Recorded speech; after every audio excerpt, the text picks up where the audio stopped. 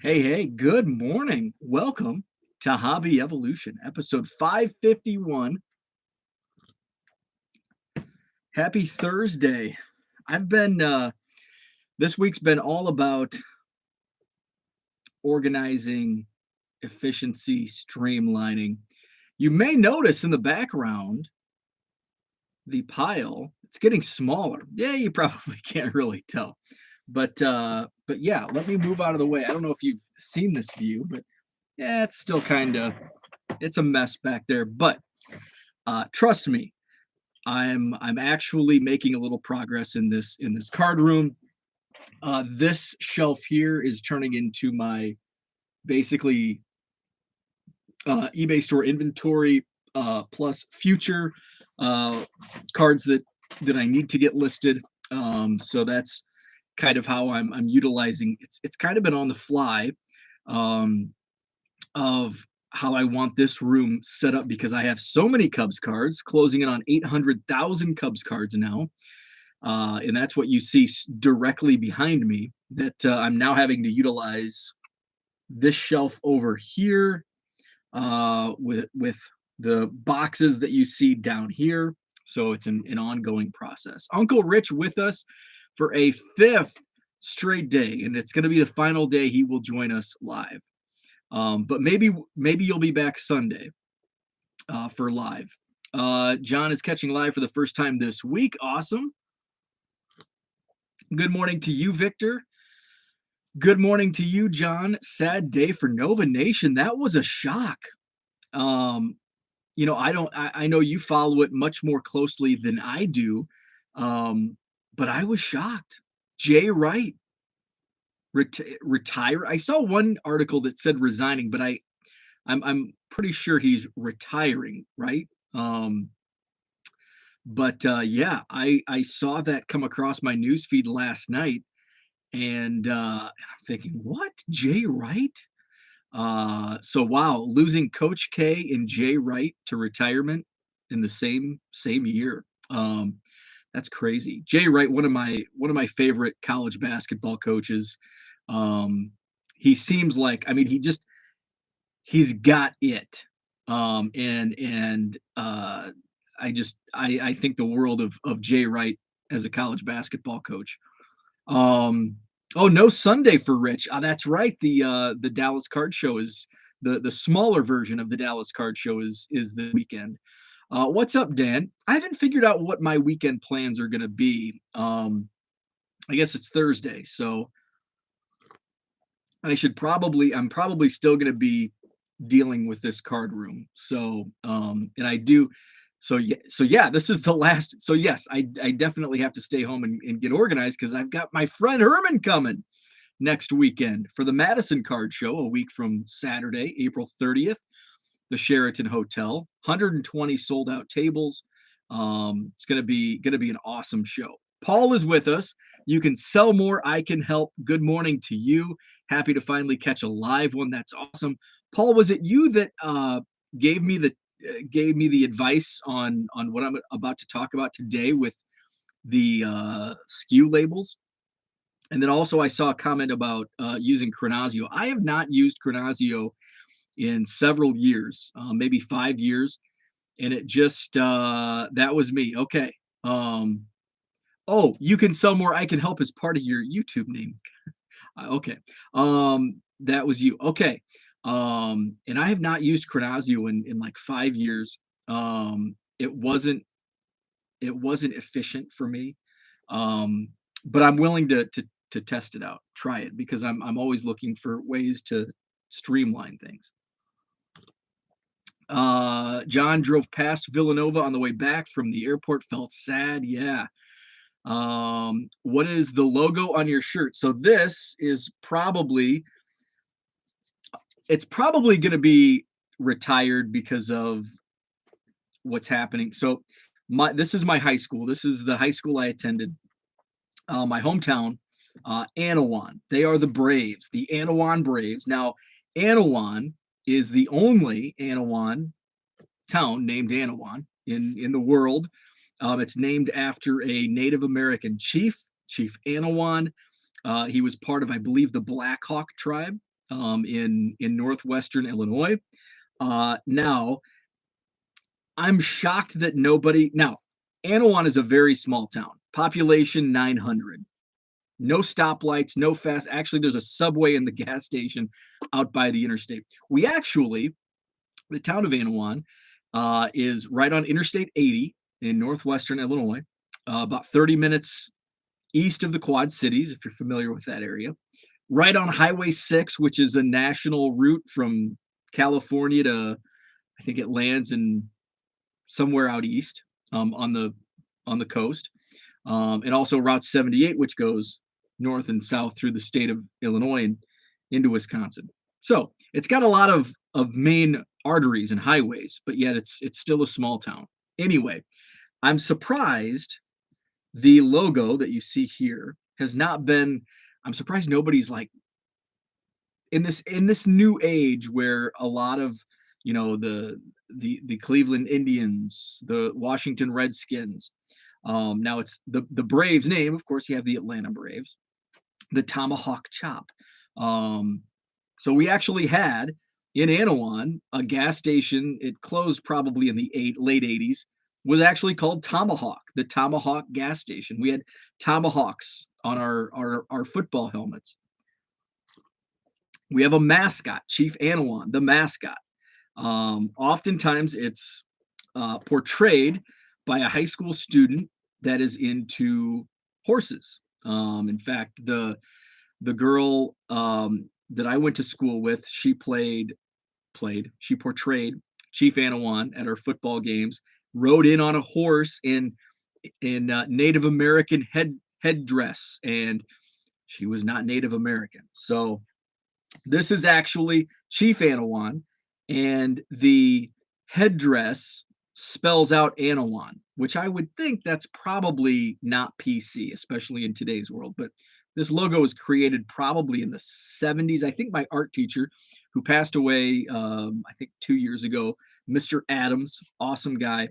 I think he actually created this. So I don't know if I probably shared this. My spring training trip, I wore this shirt the last day at spring training because it was chilly by Phoenix standards. It was probably 70 on the last day I was at spring training. So I wore this because it's light, it's breathable, but it's long sleeve. And I was wearing this at the batting practice field before the last game that I went to. And a guy walks up to me and he's like, "Anawan Braves?" And I said, "Yeah." Because in Phoenix, I'm anywhere outside of northern Illinois, I'm surprised when somebody recognizes the logo. I did wear this, I think, to a Rockford card show or maybe even the Madison card show. And somebody recognized the logo, and they were from the area I grew up in. So anyway, this guy walks up at Anawan Braves. I said, "Yeah." And he goes, "What's your affiliation?" And before I answered, he goes, "I'm from Anawan." And I said, "I'm from Anawan too." And it ironically, we went to high school together. He was a senior when I was a freshman.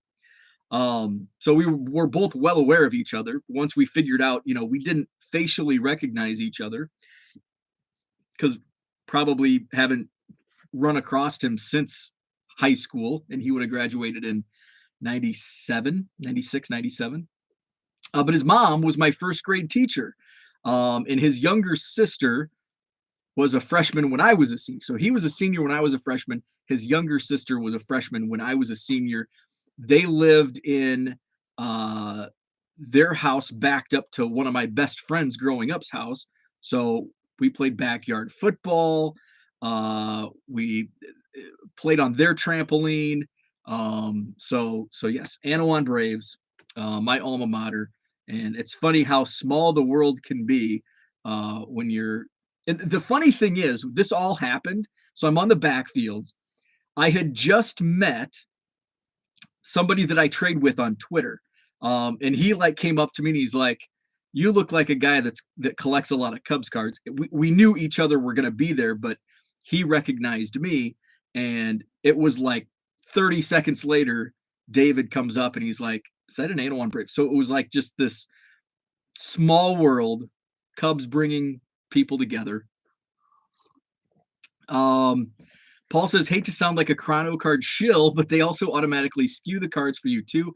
All I got to do is scan them and put them in the slot. Interesting. I may look into that a little more. Chrono cards is nuts when the AI is accurate. I can do 200 to 300 cards per hour easily. That's amazing. Paul, let's talk. Because when I had Don Caruso on from Fujitsu, somebody from Chrono Card was in the chat and was talking about the AI. I looked into it. I haven't signed up, but I would like to at least play around with it and see if it's something that I mean, if you're doing 200 to 300 cards per hour easily, I'm doing about 120. I wouldn't say that's easy. I mean, when I do 120 to 125 in an hour, I mean, it's like I'm busting behind. Retro Russell, what's up? Good morning to you. Apex Cards, myself, and a few others have been nerding out on Discord, figuring out how to save every second and penny. That's awesome. We were the Methacton. Am I saying that right? Methacton. Warriors. Name means evil hill. Our school was on a hill and the name apropos. That's pretty cool. I like that design. Brilliant that it spells out the name. Rich says that's what Facebook is for.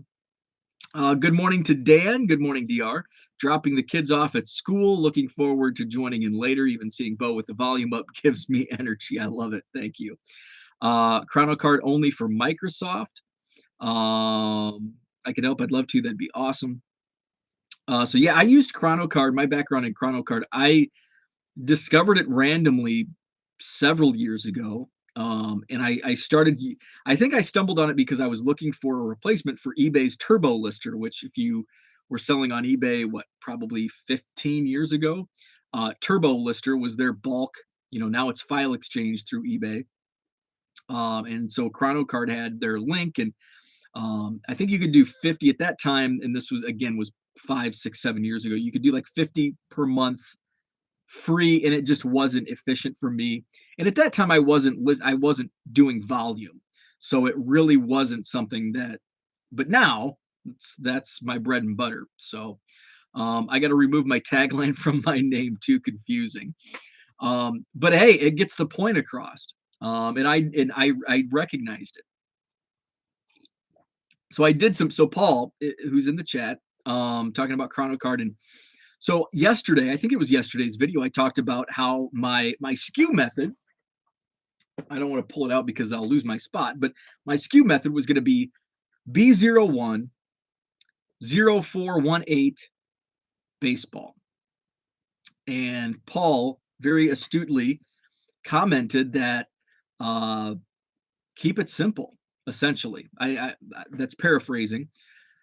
And then told me his method in the YouTube comments. And I thought about it. And initially I thought, well, and I think I'm the type of person, it's like when I get something stuck in my head, it's like, no, this is my way. It's easier for me. This is the way I'm going to do it. And I thought about that comment, and I'm like, my initial reaction was, no, I like my way. And then I thought about it, and he's 100% correct. I thought about how easy is it to find. Now, I've got three tabs with my first method is a freaking failure. The A1 in the title, Dumbo. So that was a complete and utter failure. So then I went to the more difficult, long, drawn out method, which is, it's okay when there's 3 tabs in the box, but what happens when there's 300 tabs and there's 10 boxes, 20 boxes, 1,000 tabs, and you're trying to find B01, B05, 0913 football. It's like, holy crap, this is I'm confusing myself. Keep it simple, stupid. They drilled that into our heads in school. The KISS principle. Keep it simple, stupid. Box 1. So then I used that method. So my custom label skew, and I started this yesterday with my first upload using this method. It's going to be box 2 because I'm on the second box. Box 2, row 1, tab A. So I go to box 2, and you can't even see that. So here's box 2 with only about 100 cards, and then it's got the tab up here, box 2, row 1, tab A, and then each row, I'll fill in tab B, tab C, tab D, and then I'll go over here to row 2, tab A, what have you. So thank you, Paul, for that advice.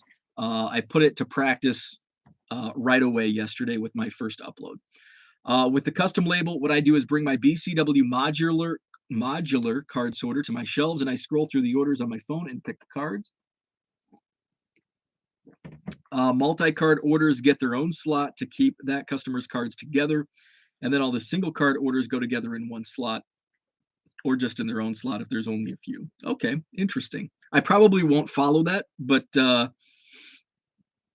what I do, I pull everything. I do it all in one foul swoop. So like right before I went on, and that seems to be most efficient for me. I think that would be most efficient for me. And so I pull 1995 Topps Frank Thomas just sold. So, I come in, I go to my eBay, and I go to the oldest orders first. 95 Topps Frank Thomas, and this one didn't have a SKU, so it's in my sorted by year. So I go to my 1995 tab, and then I flip through, find the Frank Thomas, ship it, toss it. Next one, 1989 Topps Greg Jeffries. Go to my 89. Maybe the next card is in my SKU box 2 label, tab A, row 1, whatever. Some of the other guys do it the same way as you do too. I'm the stubborn one. It's not stubborn though. It's just it's what's most efficient for you, and that's okay. And that's in some tasks of doing this, what's more efficient for person A is not efficient for person B. So yeah. I really didn't have much to talk about today. So if anybody else has anything to talk about, I just wanted to provide an update.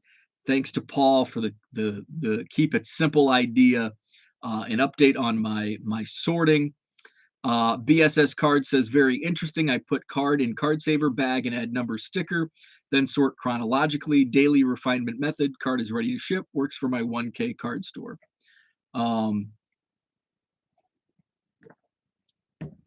That works. And I think if you expand your store, and if you scale up, and if you get to 10,000 listings, I think you may find, and that's what I found. At least what I found is once I hit like that 10,000 mark, and I mean, as I scaled up further and further, I realized that this method's not gonna last. The method I was using, not gonna last. With my baseball, especially now, and I talked about it yesterday or the day before, like, I want to simplify it for myself so I'm efficient, but also if and when I hire somebody to do some shipping, I want it to be efficient for them because there's a good chance that they're not card savvy.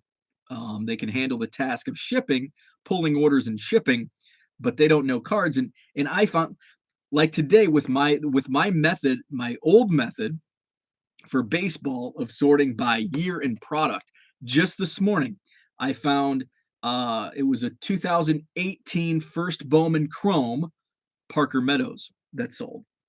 Now I have a tab for 2018 First Bowman, but that's only for paper. And then I have a tab for 2018 Bowman Chrome, but that's all encompassing prospects and first.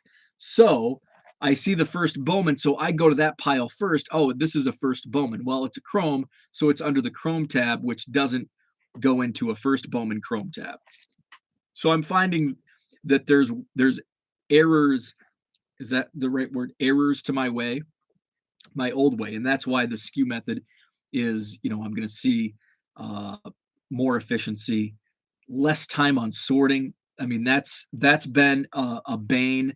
So now that I'm not drowning in piles of unsorted inventory, I can utilize that time to be more efficient shipping, pulling orders, shipping, and listing more. And I've already noticed an uptick. I've been listing cards this week, and I feel it just feels like I have more time. I feel more efficient. Straight Execution says, do you ever fix the add item specifics on cards that eBay calls out? And do you think it actually helps if you do? Um, that's a great question. Do I ever fix them? Sometimes. The times that I do fix them are if I have to go in. And I've done this recently. I've got a few cards that have been sitting in the store, and I think I know I priced them too high, but I wanted to field offers, and I think I priced them so high that I wasn't receiving any offers. So I wanted to go in, revise the prices just to see if they'd get any traction on price. When I went into the listings, it did say, because I think my file exchange upload, it misses out on one of the recommended, not required, but recommended specifics. So then I would just, I mean, it's just a quick boom drop down. And I think it's like used, or it's something random that I don't think even applies to trading cards.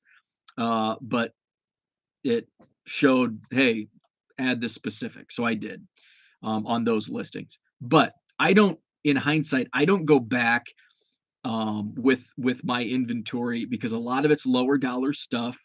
So it's there, and people will stumble on it. Now, do I think it actually helps if you do? I do think it does help, but I don't think it's worth the time to go back and update the recommended specifics. Now, if they're required, I think the required specifics, eBay will eventually take those listings down if those requirements are not met. But how I think it helps is the algorithms, and the more information in a listing is going to provide, I think, more of an audience, because it's going to be the more information eBay has, they can get it out, feed it out with the algorithm to the right potential buyers. So I do think it helps. So I would say, if you're creating a new listing, put as much in there as you can, as you want. But I wouldn't waste time going back and updating the recommended specifics. Herman is joining us. What's up, Herman? Mark Hoyle. Good morning to David, Dak T-Mac fan. Paul says, I personally don't think it matters. My old listing method included a lot of those specifics, and they don't seem to sell any faster at a rate than with the new way. Yeah, and I'm kind of on that same. I think it helps, but is it really going to lead to more sales? Maybe, maybe not. But again, I think it does help. The more information you have, I think it does help. But like Paul says, is it going to lead to, you know, a stale item selling? Probably not. But it could lead to more eyeballs, which more eyeballs equals more sales down the road. Andrew, good morning to you. So that's where I'm at with the eBay inventory. I'm gonna add some more baseball. Sales have been really, really slow this last week. Yesterday was a much better day, but I don't know what day it was. It might have been Sunday. I'm gonna go back in. One of the days here recently was one of my poorest selling days of the year. No, it was Monday. So Monday, March 27th was I was at spring training on March 27th. So Monday was my lowest selling day since March 27th. But yesterday was my highest selling day in about 2 months. So it all seems to balance out, and really over the course of the last, what, 1, 2, 3, 4, over the last 5 days, I've been let's see, Tuesday was slow. Monday and Tuesday were just awful. I made about twice as much yesterday than I did Monday and Tuesday combined. So it's been really strange on eBay lately. And what was Monday? A lot of people were writing checks to the IRS on Monday. So maybe that is why my sales were among the lowest. In fact, it was just a tick above, about a sale above my sales when I was in vacation mode in my eBay store. BSS Card says if someone searches a card, yours should show up if your title is good and you have promoted listings rate. Yeah, and there's so many variables that go into it. In organic search, the more information you have is going to generate more eyeballs. Uh, Promoted listings. Um, how much are you promoting? I mean, if you're promoting 1%, it's not going to show up. But if you're promoting 10%, it's likely to show up. And in fact, if you're promoting 5 to 10%, it's probably showing up in other searches, not just the card that it's specific. So there's so many variables that go into um, how your cards show up. And sometimes you can type in the exact, and this is what kind of ticks me off. You can type in the exact words of the listing, and it doesn't even show up in an eBay search. The eBay search is very antiquated, it seems. John says, I'm just starting looking at API and wonder if it's possible to get anything interesting from developer. I don't know what that means. I don't know what any of that means, John.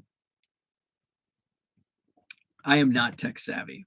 Um, so yeah, so I'm streamlining. I'm gonna add more, do more shipping today, and do some listing. I think I'm gonna do continuing on baseball. Um, I haven't seen much of an uptick in what I see. What seems to trend.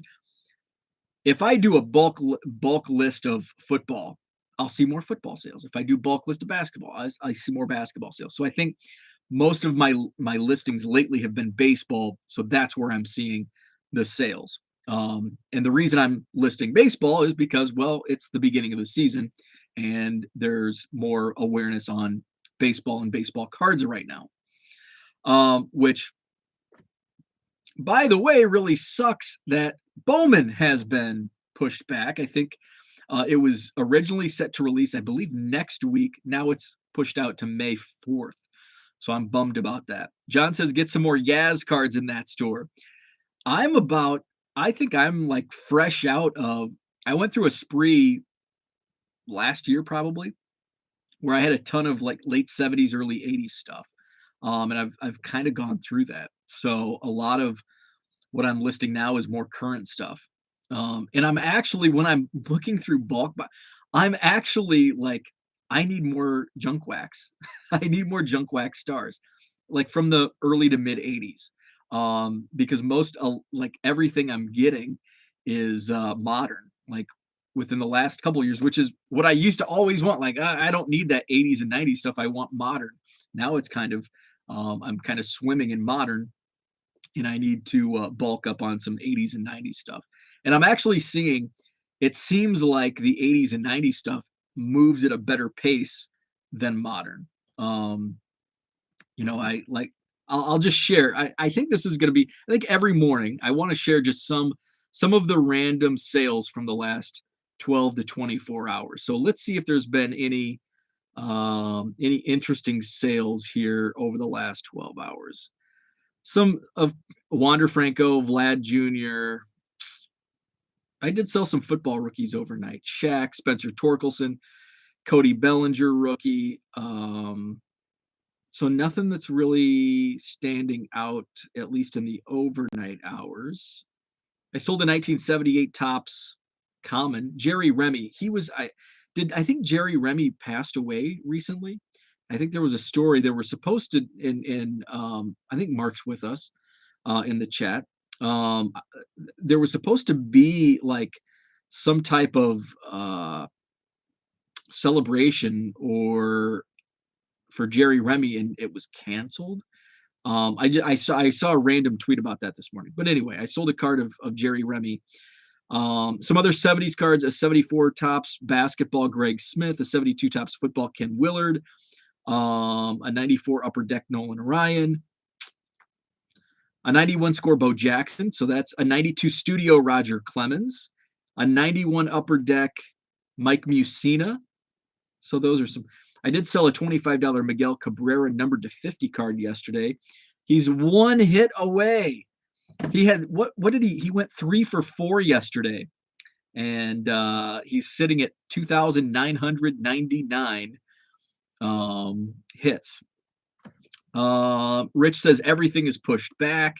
Low Roller says you sold some Jordan Poole cards from the Golden State Warriors. He is doing well this series. Stamps are going up twice a year. It starts later this year. Are you planning to raise your price in the future? I am not. My prices are pretty much built in. If stamps double in price, then I'll have to raise my prices. But I have my prices built in to where I don't need to raise my prices. Rich says 2020-21 Upper Deck Premier Hockey was released about April 1st, 2022. Yeah, I know hockey. I know Upper Deck was having a lot of issues. John says he did, talking about Jerry Remy. Anthony Taylor says Red Sox honored Remy last night, I believe. And so, yeah, there was something with one of the sports writers, or they had like a note and it didn't get displayed. I can't remember.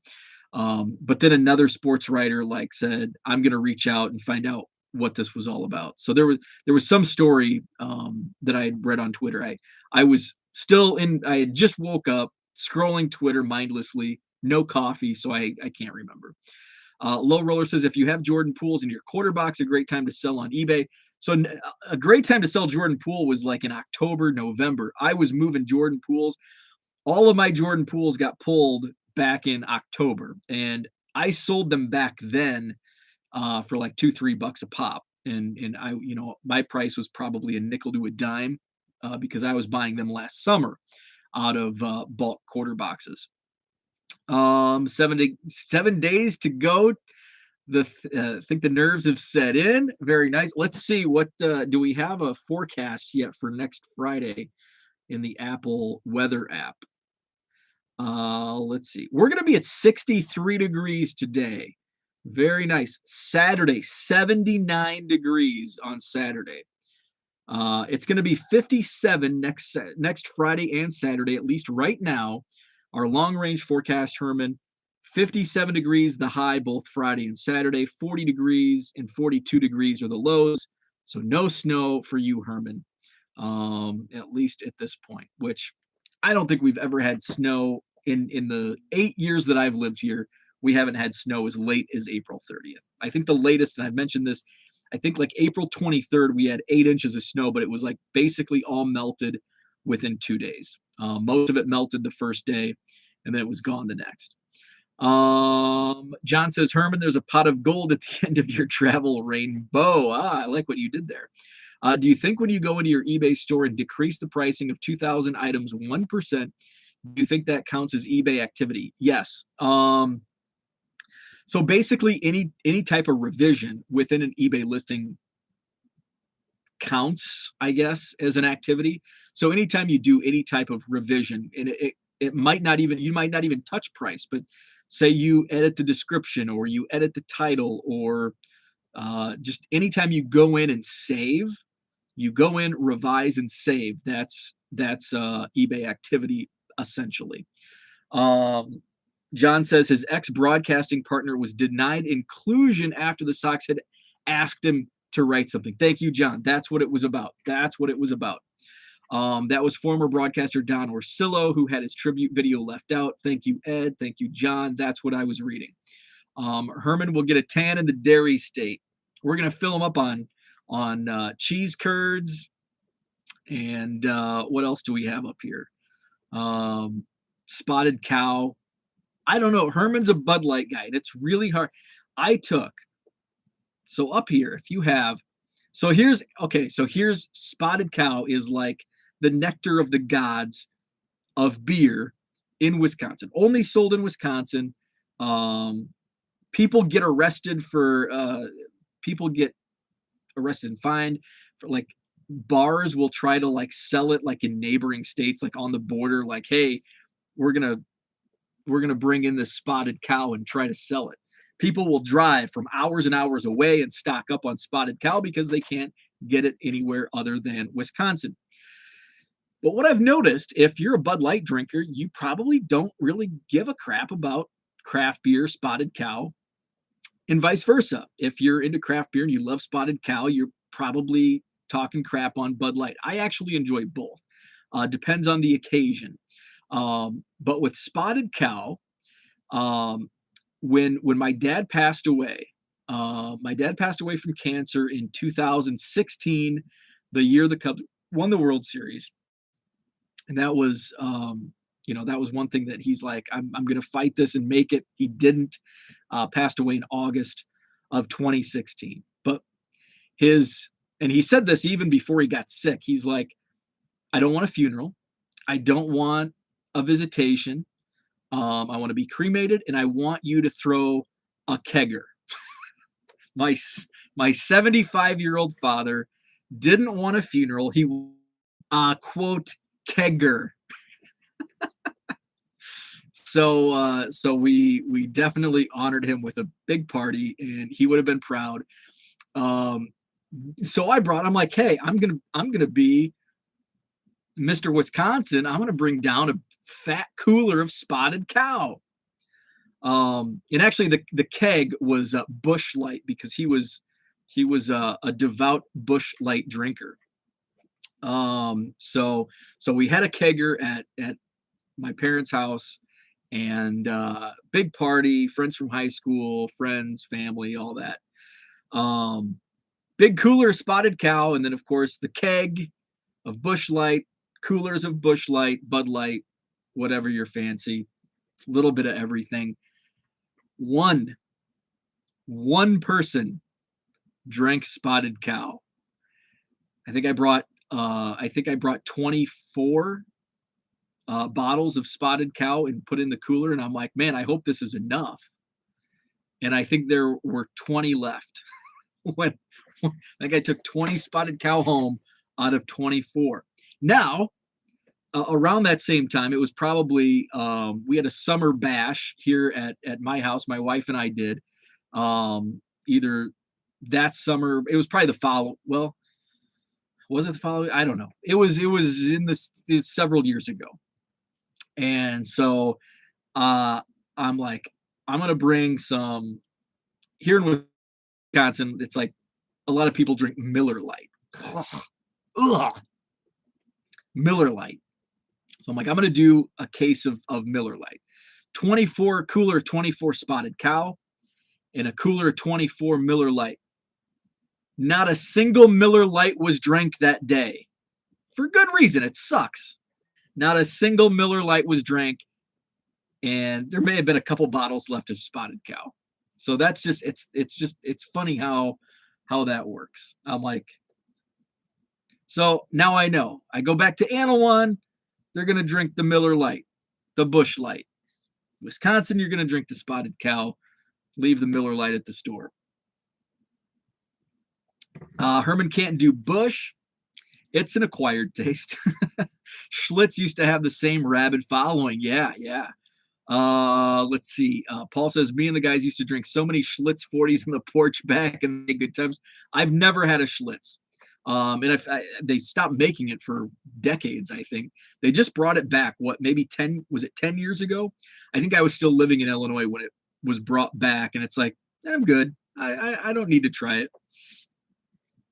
Our college, so when I was around drinking age, or around legal drinking age, approaching and surpassing, our choice, we drank, I remember drinking Coors Light, which was Coors Light and Bud Light were like the fancy beers growing up in a small town. And this was before the craft beer craze. And craft beer wasn't a thing in Illinois until about 5 years ago, because I think there were some like alcohol rules. I think you could only have a certain percentage of ABV, which most craft beers are above. I think it might have been like 5%. You couldn't have a beer above 5% ABV. I could be way off, but not until recently have there been craft breweries pop up in in Illinois, and I'm pretty sure it's because of those alcohol restrictions and laws they had. So we would drink Coors Light and Bud Light, again, the fancy beers. So we would get like what was Old Milwaukee.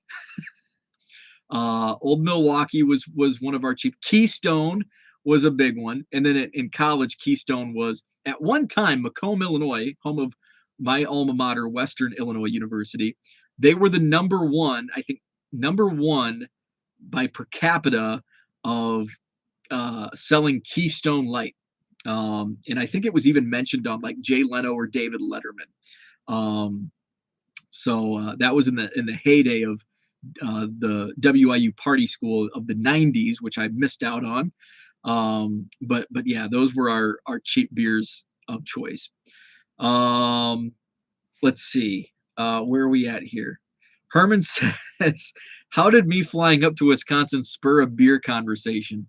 I said I was going to feed you cheese curds and spotted cow, and then I went on a rant about spotted cow beer. David says there's still a few 2021 Upper Deck hockey releases to go. Yes, Upper Deck has been way behind. Rich says I could have a really bad joke about Herman and Bush there. Really juvenile. Somehow we would drink Carling's Black Label 16 ounces. I don't know what those are. Is that malt liquor? I remember we had like the 40s that we had were like Mickey's. Can't remember what else. I did not dive into the 40s. Let's see. No one has hit the like button. Yes, please hit the like button. Oh man, the OG Four Locos. Oh, I remember Four Locos. Bitter Beer Face, Keystone Light commercials. Yep. Live chat blocks the like button on mobile, but I just hit it and hit it. Awesome. Thank you. I did not realize that mobile did that. Dan says, I rarely partied off campus, but Keystone and Natty Light was another one. Natty Light was another one. Were popular. Yes. Yeah, I think Keystone and Old Mill were popular Midwest beers. Welcome to Midwest Beer Talk. Okay, much better on the like button. Thank you. So that's what I had for today. A little more organization. Hopefully tomorrow morning, which is Friday, hopefully that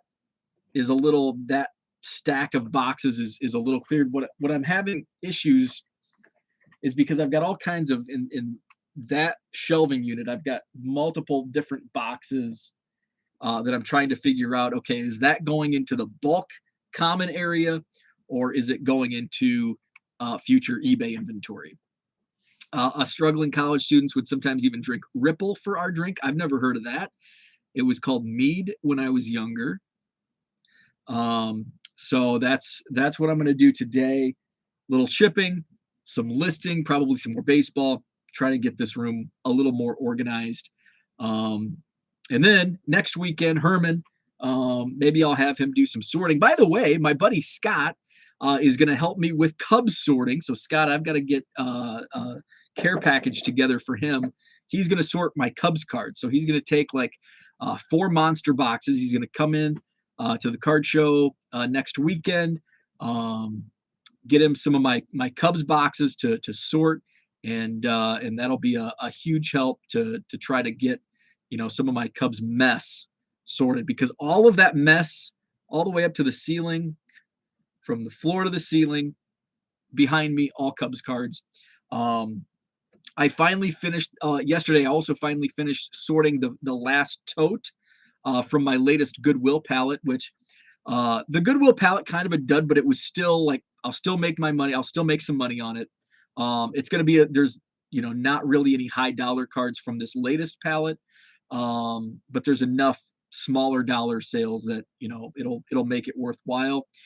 There was a bunch of Jordans. There were a few Jeter Classic Best cards from like '93. Probably 20 Jordans. What else was in there? Some Shaq rookies. That one sold overnight. So there was some decent stuff yet. No Trout rookies, no rare Marvel promo cards. But still fun to go through. Finish that tub. And there may be one small box left in my car.